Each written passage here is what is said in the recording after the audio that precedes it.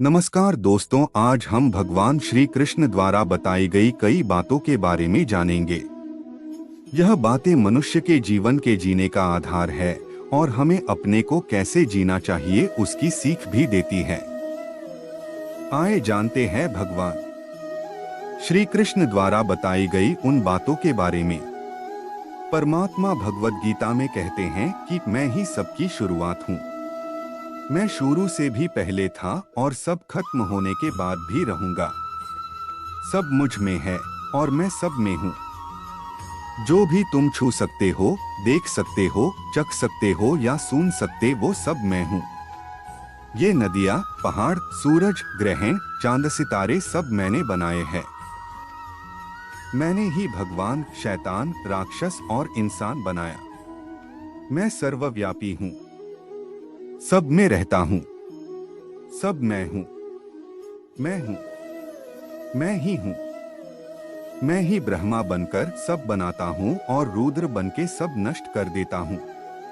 मैं ये सृष्टि यूं ही बनाता और तोड़ता रहूंगा ताकि आत्माओं को मौके मिल सके इस जन्म और मृत्यु से मोक्ष पाने को, हमेशा के लिए परमात्मा के साथ रहने को। भगवद गीता कहती है कि इस सबसे बड़ी परीक्षा के लिए परमात्मा ने प्रकृति का निर्माण 5 तत्व हवा, अग्नि, जल, पृथ्वी और ईथर से किया, जिन्हें हम छू के, चख के, सूंघ के और देख के हम समझ सकते हैं। पर खुद परमात्मा इन 5 इंद्रियों के समझ से बाहर हैं। उन्हें आत्मा इन इंद्रियों से नहीं जान सकती। आत्मा 5 इंद्रियों के साथ वैसे ही है जैसे एक लोहे का रोबोट, जिसे अपने बनाने वाले का कोई पता नहीं। अर्जुन को भी परमात्मा का विराट रूप देखने के लिए भगवान कृष्ण ने दिव्य नेत्र दिए। भगवद गीता समझाती है कि आत्मा अजन्मी है। इसे कोई मार नहीं सकता, कोई जला नहीं सकता, डूबा नहीं सकता, काट नहीं सकता। लेकिन आत्मा को परमात्मा के साथ हमेशा रहने के लिए ये परीक्षा रूपी जीवन में बैठना ही पड़ेगा। इस परीक्षा के लिए परमात्मा से बिछड़ के आत्मा को पृथ्वी पे किसी न किसी रूप में जन्म लेना पड़ता है और 88 करोड़ योनियों को जीने और भोगने के बाद एक आत्मा को मनुष्य का शरीर और दिमाग मिलता है।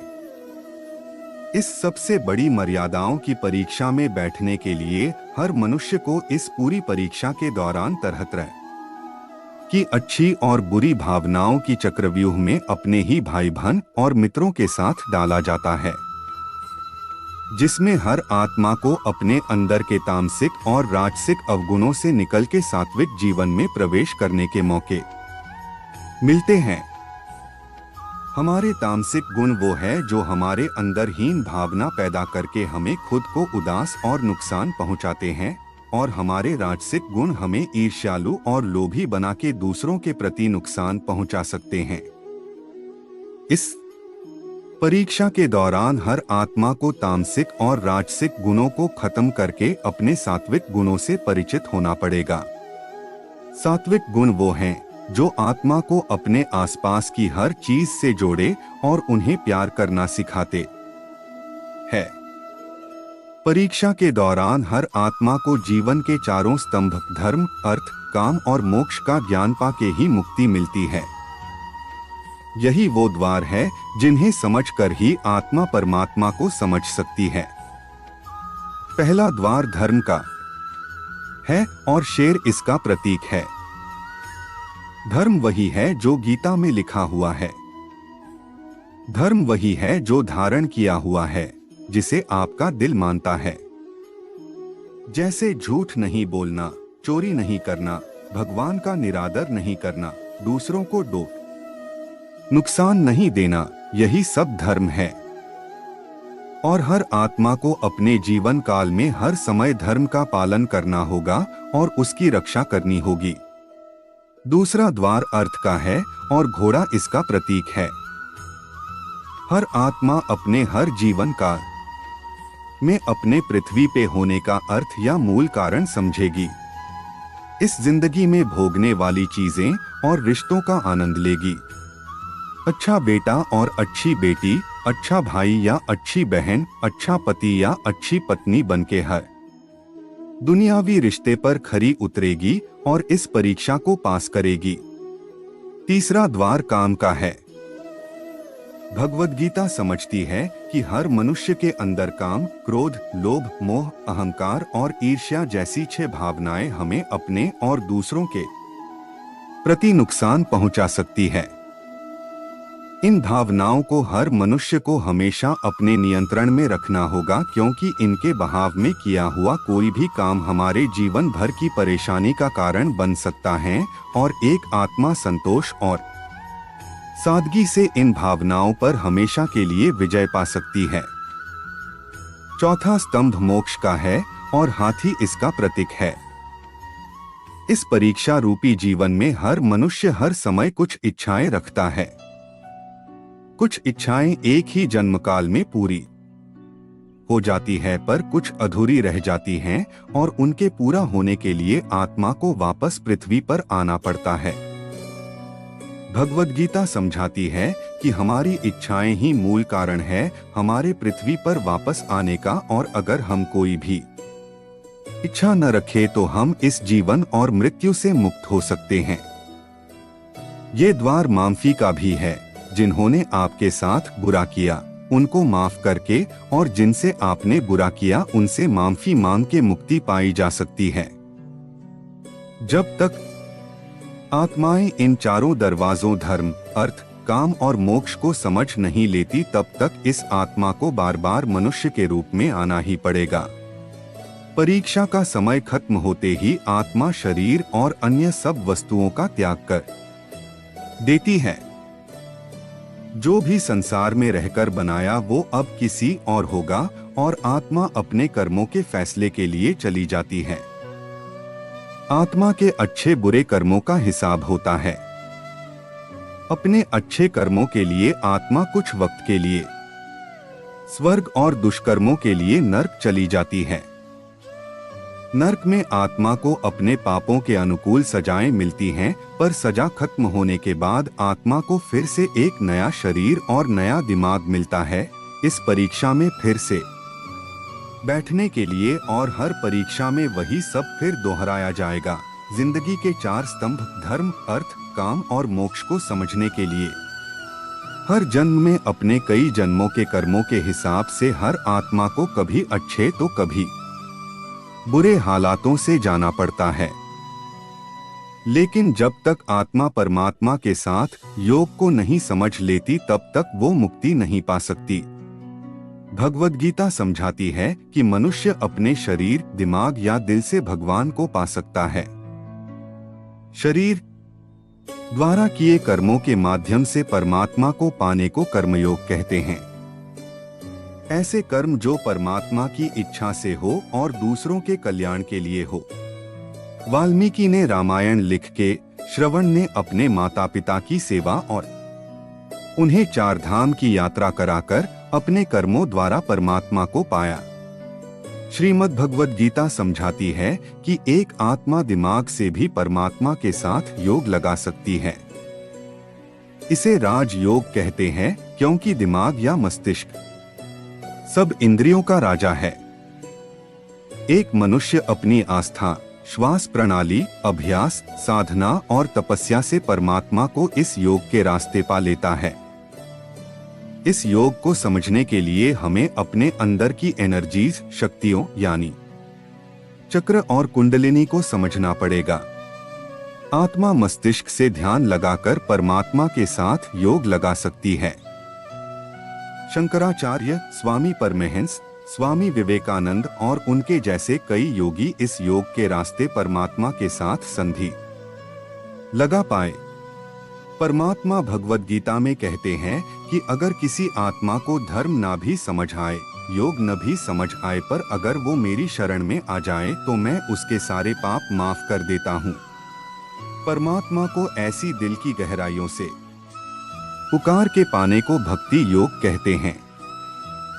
चैतन्य महाप्रभु, मीराबाई और भगवान हनुमान इस योग के सबसे बड़े उदाहरण हैं।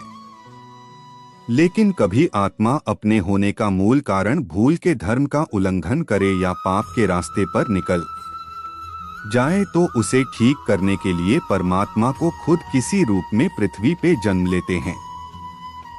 मानव शरीर अस्थायी और आत्मा स्थायी है। गीता के श्लोक में भगवान श्री कृष्ण ने मनुष्य के शरीर को महज एक कपड़े का टुकड़ा बताया है, अर्थात एक ऐसा कपड़ा जिसे आत्मा हर जन्म में बदलती है। अर्थात मानव शरीर आत्मा का अस्थायी वस्त्र है जिसे हर जन्म में बदला जाता है। इसका आशय यह है कि हमें शरीर से नहीं, उसकी आत्मा से व्यक्ति की पहचान करनी चाहिए। जो लोग मनुष्य के शरीर से आरक्षित होते हैं या फिर मनुष्य के भीतरी मन को नहीं समझते हैं, ऐसे लोगों के लिए गीता का यह उपदेश बड़ी सीख देने वाला है। जीवन का एकमात्र सत्य है वो है मृत्यु। गीता सार में श्री कृष्ण ने कहा है कि हर इंसान के धारा जन्म मरण के चक्र को जान लेना बेहद आवश्यक है, क्योंकि मनुष्य के जीवन का मात्र एक ही सत्य है और वो है मृत्यु। क्योंकि जिस इंसान ने इस दुनिया में जन्म लिया है उसे एक दिन इस संसार को छोड़कर जाना ही है और यही इस दुनिया का अटल सत्य है। लेकिन इस बात से भी नहीं नकारा जा सकता है कि हर इंसान अपनी मौत से भयभीत रहता है। अर्थात मनुष्य के जीवन की अटल सच्चाई से भयभीत होना इंसान की वर्तमान खुशियों को भी खराब कर देता है। इसलिए किसी भी तरह का डर नहीं रखना चाहिए। गुस्से पर काबू करना चाहिए, क्योंकि क्रोध से व्यक्ति का नाश हो जाता है। भगवान श्री कृष्ण में गीता के उपदेश में कहा है कि क्रोध से भ्रम पैदा होता है और भ्रम से बुद्धि का विनाश होता है। वहीं जब बुद्धि काम नहीं करती है तब तर्क नष्ट हो जाता है और व्यक्ति का नाश हो जाता है। इस तरह हर व्यक्ति को अपने गुस्से पर काबू करना चाहिए, क्योंकि क्रोध भी भ्रम पैदा करता है। इंसान गुस्से में कई बार ऐसे काम करते हैं जिससे उन्हें काफी हानि पहुंचती है। वहीं अगर क्रोध पर काबू नहीं किया गया तो इंसान कई गलत कदम उठा लेता है। वहीं जब क्रोध की भावना इंसान के मन में पैदा होती है तो हमारा मस्तिष्क भी सही और गलत के बीच अंतर करना छोड़ देता है। इसलिए इंसान को हमेशा क्रोध के हालातों से बचकर हमेशा शांत रहना चाहिए, क्योंकि गुस्से में लिया गया फैसला इंसान को गहरी क्षति पहुंचाता है। व्यक्ति अपने कर्मों को नहीं छोड़ सकता है। श्री कृष्ण ने गीता सार में बताया है कि कोई भी व्यक्ति अपने कर्म को डोट नहीं छोड़ सकता है। अर्थात जो साधारण समझ के लोग कर्म में लगे रहते हैं उन्हें उस मार्ग से हटाना ठीक नहीं है, क्योंकि वे ज्ञानवादी नहीं बन सकते। वहीं अगर उनका कर्म भी छूट गया तो वे दोनों तरफ से भटक जाएंगे और प्रकृति व्यक्ति को कर्म करने के लिए बाध्य करती है। जो व्यक्ति कर्म से बचना चाहता है वह ऊपर से तो कर्म छोड़ देता है, लेकिन मन ही मन उसमें डूबा रहता है। अर्थात जिस तरह व्यक्ति का स्वभाव होता है वह उसी के अनुरूप अपने कर्म करता है। मनुष्य को देखने का नजरिया। गीता सार में मनुष्य को देखने के नजरिए पर भी संदेश दिया गया है। इसमें लिखा गया है, जो ज्ञानी व्यक्ति ज्ञान और कर्म को एक रूप में देखता है उसी का नजरिया सही है, और जो अज्ञानी पुरुष होता है उसे ज्ञान नहीं होने की वजह से वह हर किसी चीज को गलत नजरिए से देखता है। इंसान को अपने मन को काबू में रखना चाहिए। गीता सार में उन लोगों के लिए संदेश दिया गया है जो लोग अपने मन को काबू में नहीं रखते हैं, क्योंकि ऐसे लोगों का मन इधर-उधर भटकता रहता है और उनके लिए वह शत्रु के समान काम करता है। मन व्यक्ति के मस्तिष्क पर भी गहरा प्रभाव डालता है। जब व्यक्ति का मन सही होता है तो उसका मस्तिष्क भी सही तरीके से काम करता है। खुद का आकलन करें। गीता सार में यह भी उपदेश दिया गया है कि मनुष्य को पहले खुद का आकलन करना चाहिए और खुद की क्षमता को जानना चाहिए। क्योंकि मनुष्य को अपने आत्मज्ञान की तलवार से काटकर अपने हृदय से अज्ञान के संदेह को अलग कर देना चाहिए। जब तक मनुष्य खुद के बारे में नहीं जानेगा, तब तक उसका उद्धार नहीं हो सकता है। मनुष्य को खुद पर विश्वास करना चाहिए। श्रीमद् भगवद गीता में श्री कृष्ण ने उपदेश दिया है कि हर मनुष्य को खुद पर पूरा भरोसा रखना चाहिए, क्योंकि जो लोग खुद पर भरोसा करते हैं वह निश्चय ही सफलता हासिल करते हैं। वही इंसान जैसा विश्वास करता है वह वैसा ही बन जाता है। अच्छे कर्म करें और फल की इच्छा ना करें। जो लोग कर्म नहीं करते और पहले से ही परिणाम के बारे में सोचते हैं, ऐसे लोगों के लिए गीता सार का यह उपदेश बड़ी सीख देने वाला है।